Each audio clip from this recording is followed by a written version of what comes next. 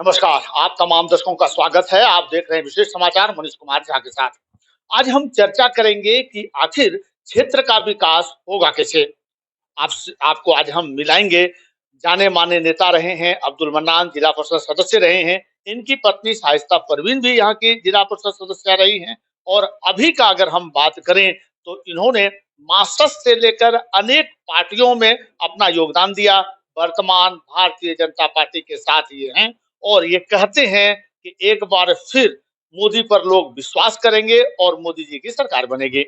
हम ये जानने का प्रयास करेंगे कि इनका जो राजनीतिक सफर रहा है, जिस समय ये मार्क्सिस्ट में थे, विरोध करते थे कि बीजेपी एक ऐसी पार्टी है जो लगातार जनता को ठगने का काम करती है, जो एक लगातार काम चलता था और आज ये बीजेपी में है। तो आखिर क्या सोचकर ये है और इसका प्रत्यक्ष या परोक्ष रूप से जो लाभ है, वो जनता को कैसे मिलेगा? ये व्यक्तिगत लाभ के लिए उसमें जुड़े हैं। इस विषय पर हम इनसे जानने का प्रयास करेंगे। सबसे पहले तो स्वागत आपका कि धन्यवाद। आप एक नई पार्टी ज्वाइन किए हैं। आप ये बताएं, जो पहला मेरा प्रश्न था कि आप लोग एक पार्टी छोड़कर दूसरा पार्टी ज्वाइन करते हैं, जनता को इससे क्या लाभ होगा? देखिए, हकीकत क्या है कि हृदय परिवर्तन का जो बात है और पार्टी का जो विश्लेषण है, तो मैंने देखा है कि चूँकि जाँच करके जो आदमी ठोकर खाता है, तभी रंग मिलता है। तो जैसे आदमी एक होता है ना कि मेहंदी रंग लाती है ठोकर खाने के बाद। मैंने बहुत सारी पार्टियों में गया लेकिन देखा कि देश के प्रति किसी की जागरूकता नहीं है। सब लोग अपने-अपने काम में लगे हुए हैं, कोई किसी को बेवकूफ़ बना रहा है, कोई किसी को बेवकूफ़ मैं उस सूत्र में नहीं जाता हूँ। लेकिन हमारे जो माननीय जो विद्वान प्रधानमंत्री जो भारत के हैं, वो भारतवर्ष के एक विद्वान प्रधानमंत्री हैं और पराक्रमी विद्वान प्रधानमंत्री हैं। ऐसा प्रधानमंत्री हम सोचते हैं कि मेरे समझ से मेरे समय में नहीं आया। पहले आए होंगे तो नहीं कह सकते, लेकिन हमारे वर्तमान प्रधानमंत्री हमारी स्ट्रैटेजी जो देखते हैं, आज विश्व स्टेटस में हमारे प्रधानमंत्री जी का क्या नाम हुआ है और आप ये राष्ट्रीय स्तर पर देखें कि हर एक काम जो है धरातल से पर माने पूरे ग्राउंड लेवल से उठ करके ऊपर तक काम किया जा रहा है। किसी भी तरह की जहाँ भी हमारी सरकार है, जहाँ भी हमारे राज्य की सरकार है, हमारे केंद्र शासित प्रदेश की सरकार है, हम लोग जहाँ भी हैं, वो हमारे विंग हैं, हमारे जो लोग हैं, हमारे जो कार्यकर्ता हैं, वो पूरे संगठन के साथ काम कर रहे हैं और हमारे मोदी जी 20 घंटा देश के लिए काम करते हैं। हम लोग 1 घंटा अगर काम करें, हमारे जो राष्ट्रीय अध्यक्ष हैं श्री राम जी गोपाल जी काका जी, उन्होंने कहा है कि मोदी जी 20 घंटा काम करते हैं। अगर 1 घंटा मोदी जी काम करेंगे, तो देश बहुत प्रगति की ओर बढ़ेगा और हमारा देश विश्व के प्रथम श्रेणी में रहे, अव्वल दर्जे में रहेगा। यहाँ रुकना चाहेंगे। यहाँ आपने कहा कि विद्वान प्रधानमंत्री हैं और कुछ दिन पहले जो दिल्ली के मुख्यमंत्री हैं अरविंद केजरीवाल, उन्होंने दिया था स्टेटमेंट कि पहली बार ऐसा है जो सबसे कम पढ़ा लिखा प्रधानमंत्री मिला है देश को। तो आप ये तुलना कैसे कर रहे हैं? देखिए, हमारे प्रधानमंत्री की तुलना तो भारत तो छोड़ दीजिए, विश्व के जो प्रसिद्ध देश हैं, जो जिनको सुप्रीमो बोला जाता है, जैसे ब्रिटेन के प्रधानमंत्री ऋषि सुनक जी हैं, जो भारतीय मूल के हैं, वो उनसे राय लेकर के कोई काम करते हैं। आज भारत की क्या स्टेटस है, जो विश्व स्तर पर जो जो उन्होंने अपना कद बनाया है, वो बहुत ऊँचा कद है और कभी भी हमारे प्रधानमंत्री इस बार हम लोग पूरा छाँट करके जो विद्वान हम लोग हैं, जो पढ़े-लिखे मुसलमान भाई हैं, मैं उनसे आग्रह करूँगा, मैं उनसे निवेदन करूँगा कि इस बार जो है मोदी जी को वोट दे करके 2024 में उनको प्रधानमंत्री बनाने का काम करें। चूँकि हमारे प्रधानमंत्री कभी भी हिंदू मुसलमान का बात नहीं करते, कभी भी किसी कास्टिज़म फीलिंग्स का बात नहीं करते। हमारे प्रधानमंत्री कैसे हैं वो पूरा देश जानता है, पूरा विश्व जानता है। आज हर मोदी देखिए घर-घर मोदी हो गया है। आज देखिए सब जगह विद्वान प्रधानमंत्री लोगों का आज एक उन्होंने कभी नहीं दलित को छाटा, उन्होंने कभी अल्पसंख्यक को नहीं छाटा, उन्होंने कभी कामों को नहीं छाटा। सब लोगों को लेकर के सबका साथ और सबका विकास हमारे प्रधानमंत्री का ये आह्वान है। उसी चीज़ को हम लोग घर-घर तक पहुँचाने का काम कर रहे फिर लौटते हैं अपने क्षेत्र की ओर। अब्दुल मन्नान, जो जाना जाते हैं कि लगातार क्षेत्र में भ्रमण करते हैं, लोगों के बीच रहते हैं। आज आप जिला परिषद सदस्य नहीं हैं, बावजूद इसके आप घूम रहे हैं, तो जनता को क्या लाभ मिलेगा? आपके बीजेपी में ज्वाइन करने से जनता जो यहाँ की है, जो आपको चाहती है, जो वोट दिया, हार-जीत अलग चीज़ होता है, उसको क्या लाभ होने वाला है? देखिए, हमारे जो माननीय विधायक जो इंद्रजीत महतो हैं, उनकी पत्नी जो वो तो अभी सब लोग जानते हैं कि वो अभी हॉस्पिटलाइज़ हैं। उनकी जो पत्नी धर्मपत्नी है, वो तारा देवी जी क्षेत्र में अनेक दौरा करके क्षेत्र के विकास के लिए वो तत्पर हैं और उनके बचे-कुचे कामों को जो इधर के कामों को मैं उनके योजनाओं को ले लिया है और उनसे अनुशंसा भी करवाया है। कई काम क्रियान्वयन होने वाला है और उसको धरातल पर लाने का काम करेंगे और हमारे माननीय सांसद महोदय भी क्षेत्र में दौरा कर रहे हैं। जो हमारे पीएन सिंह साहब हैं, वो हमारे हर क्षेत्र में जाकर के दौरा कर रहे हैं और हम लोग चाहते हैं कि ग्राउंड लेवल से जो अंतिम पायदान पर जो लोग खड़े हैं, उनको लाभ पहुँचाने का काम हम लोग करेंगे। ऐसा है कि हमारे प्रधानमंत्री का एक ही के बात है कि जो सबसे गिरे कुचले लोग हैं, उनको फ़ायदा उठाने कोई बिचौलिया, कोई दलाल, हमारे प्रधानमंत्री ईमानदार हैं और हमारे कार्यकर्ता भी ईमानदार हैं। हम लोग चाहते हैं कि कोई भी आदमी छूटा ना पड़े और हमारे जो प्रधानमंत्री का कल्याणकारी योजना है, उसको हम लोग घर-घर तक पहुँचाने का काम एक तीखा सवाल आपसे हम करना चाहेंगे कि लोगों का कहना है, सब नहीं कुछ लोगों का कहना है कि अब्दुल मन्नान तब तक किसी मुद्दे को लेते हैं जब तक उनका निजी स्वार्थ पूरा ना हो जाए। उदाहरण के लिए एक जो शराब फैक्ट्री, स्पिरिट फैक्ट्री थी, आपने उसके लिए धरना भी दिया, आंदोलन किया और आज आप घर में बैठ गए। तो कुछ अंदरूनी उनसे तालमेल हुआ है या क्या रहा है पूरा? ऐसा ऐसा कभी नहीं हुआ है क्योंकि मैंने पहले भी कहा है और अभी भी कह रहा हूँ कि मेरी लड़ाई भूमाफियाओं से है। मेरी लड़ाई वहाँ है जो गलत काम करने वाले लोग हैं और एक अच्छी पार्टी के साथ मैं जुड़ा हुआ हूँ। ये कोई नई पार्टी नहीं है, ये एक अच्छी पार्टी है, ये राष्ट्रीय पार्टी है।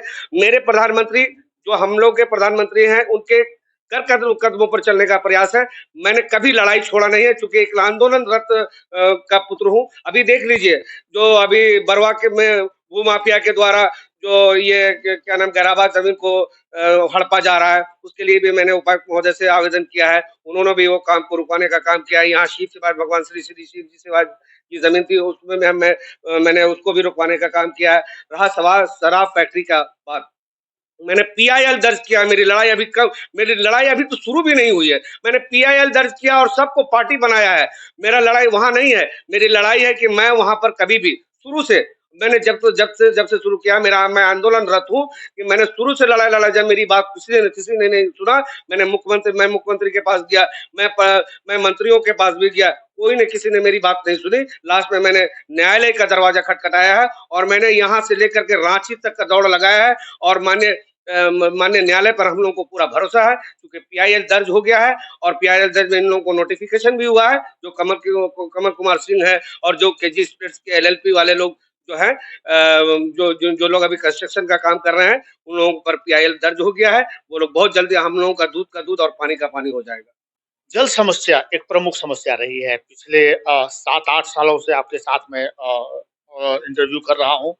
उस समय भी अभी समाधान नहीं हो पाया और आज भी उसका समाधान नहीं हो पाया है। इंद्रजीत महतो की पत्नी आपके संपर्क में है, तो ये समाधान क्यों नहीं हो रहा है? खासकर अगर हम काला-डाबर का बात करें तो पेयजल की समस्या से गुजर रहे हैं लोग। कब तक अनुमान है उनसे अगर कुछ बात हुई हो, समस्या का समाधान होने देखिए ऐसा है कि 700 करोड़ रुपया जो है हम लोगों का बजट आया था और पेयजल समस्या के निदान के लिए हम लोगों ने जलापूर्ति जो योजना था उसके लिए माननीय विधायक फूलचंद मंडल, वर्तमान विधायक फूलचंद मंडल जी जो थे और हमारे जो पूर्व विधायक गौरव चटर्जी साहब थे और हमारे अभी जो हमारे जो इंद्रजीत महतो जी हैं, उनके पत्नी जो है वो भी प्रयासरत है।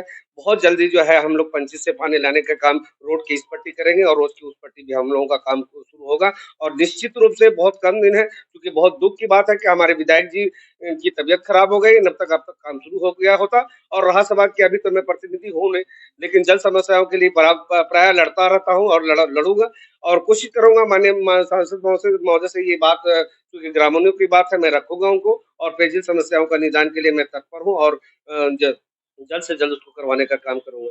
आखिरी प्रश्न लेना चाहेंगे मन्नान जी हम आपसे कि आपने बार-बार ये कहा है कि मुसलमान भी चाहते हैं कि मोदी फिर से प्रधानमंत्री बने। अतीक अहमद की हत्या हुई यूपी में। इसके बाद से कमोबेश प्रभाव यहाँ भी देखा जा रहा है। एक माहौल बन रहा है जिसमें बताया जा रहा है कि नहीं जो भाजपा है वो मुस्लिम विरोधी है। दूसरे का बात आप छोड़ दें। तो आप यहाँ के लोगों को समझाने में कितने सफल हुए हैं कि भाजपा मुस्लिम विरोधी नहीं है, उसके बीच में काम कर रही है? देखिए एक सेंटीमेंट में लोगों को जोड़ दिया गया है कि प्रधानमंत्री हमारे मोदी जी खराब आदमी है। ऐसा कहीं नहीं है। मोदी जी ने कभी हिंदू मुसलमान का बात है, कभी देश के विपरीत बातों को उन्होंने नहीं माना, कभी भी किसी नेता की बातों को उन्होंने नहीं माना। अपने पार्टी के लोगों को भी अगर कोई बात होती है तो मैं वो उनका वो मुखर होकर के जवाब देते हैं। ऐसा कोई बात नहीं। जो विद्वान लोग हैं, जो पढ़े लिखे लोग हैं, जो भारत के लोग हैं, जो भारतवासी हैं, जो हिंदुस्तान में वास करते हैं, वो लोग निश्चित रूप से प्रधानमंत्री की बातों के से वो लोग इम्प्रेस्ड है और बहुत कम दिन है कि लोग समझ जाएंगे और समझने में चूंकि लोगों के दिमाग में ये डाल दिया गया था दिग्भ्रमित कर दिया गया था कि मोदी जी जो है ये मुसलमान विरोधी है, मोदी हमारी भाजपा की पार्टी जो है वो विरोधी है। ऐसा कहीं कोई बात नहीं है। इसलिए जो लोग पढ़े लिखे लोग हैं, इस बार हम लोग मोदी जी को वोट कि जिस समय एक फैक्ट्री, स्ट्रीट फैक्ट्री जो आपके ही क्षेत्र में बनाया जा रहा है, आपने उसके लिए आंदोलन किया था।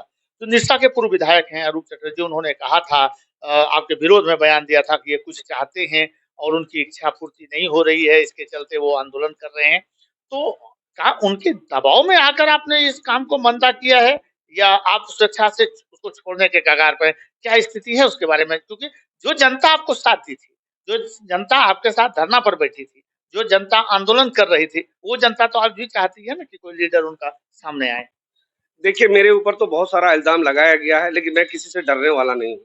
मैंने मेरा एक बेटा है, मैंने अपने बेटा का कसम खाया था। बहुत लोग बोल रहे थे कि नेताजी घूस खा लिया है, बहुत लोग ये मेरे को बहुत सारे माफिया लोगों ने भी मालिक द्वारा मेरे को धमकाया गया, चमकाया गया, जान मारने का धमकी किया। मैंने एसएसपी साहब से भी इस बात को रखा था। लेकिन आप ये बात याद रखिए, वो लोग बा मैं पूर्व विधायक आरूप चटर्जी से डरने वाला नहीं हूँ और किसी तरह का बात है। मेरे साथ जनमानस है, मैं पूरी तरह विश्वास करता हूँ। मेरा एक लड़ाई है कि वहाँ पर फैक्ट्री शराब का फैक्ट्री जो एथेनॉल बोल रहा है ना, एथेनॉल को गूगल में जाइएगा तो वो शराब स्थिति होता है। उसका जो प्रदूषित हवा जाएगा, वो किसान भाइयों को, वहाँ के जो रहने वाले रहन-सहन करने वाले लोगों को, कम से कम 25,000 लोगों को वो प्रदूषित करेगा। मेरा ये लड़ाई था कि वहाँ नहीं बनने देंगे और वो बालू का घर बना रहा है। पुराने ज़माने में आप देखे थे, हम लोग पुराने बच्चा जब होते थे, छोटे-छोटे जब बच्चे रहते थे, तो बालू का घर बनाया जाता था। वो बालू का घर बना रहे हैं।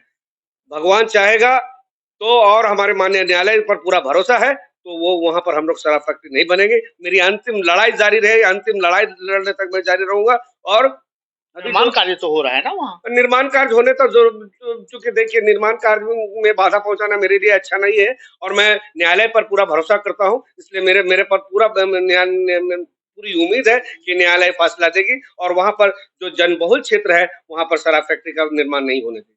बहुत-बहुत धन्यवाद आपका। ये थे अब्दुल मन्नान जो हमारे साथ बता रहे थे, अपना अनुभव इनका क्या रहा है। पहले मासस में भी थे, निरसा के जो पूर्व विधायक रहे हैं अरूप चटर्जी, उनके साथ भी उन्होंने काम किया है और इस शराब फैक्ट्री के समय में देखा गया था कि एक-दूसरे के विरोध में बयान दे रहे थे। अभी भारतीय जनता पार्टी में ये हैं और ये जो बता रहे हैं कि यहाँ के मुसलमानों को भी यह समझ में आ गया है कि भारतीय जनता पार्टी सबका हित चाहती है और सबके लिए काम करते हैं। तो ये आने वाला समय अर्थात 2024 में ही पता चल पाएगा कि मोदी लहर क्या है और कितने लोगों को वो समझा पाए हैं कि सर्वांगीण विकास कर रहे हैं। दूसरे जगह भी चलेंगे और दिखाएंगे आपको क्या रहा है वहाँ का खास। फिलहाल के लिए हमें दें अनुमति। नमस्कार। अपने आसपास से लेकर देश दुनिया के प्रमुख समाचारों के लिए सब्सक्राइब करें न्यूज 69 भारत। हमेशा आपके साथ, सच के साथ, सच पर बात।